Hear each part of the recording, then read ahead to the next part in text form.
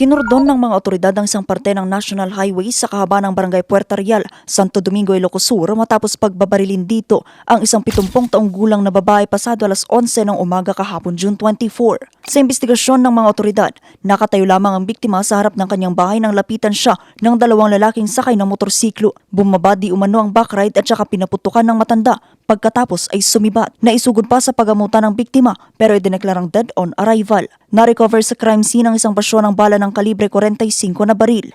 Hindi pa naman natutukoy ang pagkakakinanlan ng mga suspect. Samantala na isampa na ang kasong murder laban sa 25 anyos na lalaking itinuturong suspect sa pagpatay sa kanyang dating karelasyon na transgender sa Saragossa, Nueva Ecija. Na-arresto naman po natin yung suspect at nakadetain po ngayon dito sa ating detention cell. At na-inquest naman po natin at during the inquest ay may nakita naman po probable ko si Fiscal, kaya po nagdire-diretso po yung ating kaso. Nagdire-diretso po yung kaso na ipinal po, kinasuhan po natin siya ng murder. June 17, inireport na nawawala ang biktima. Natagpuan naman ang bangkay nito noong June 19 sa isang irrigation canal sa kanilang lugar.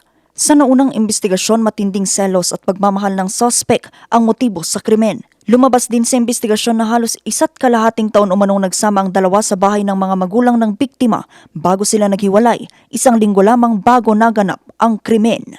Vanessa Bugtong, RNG News.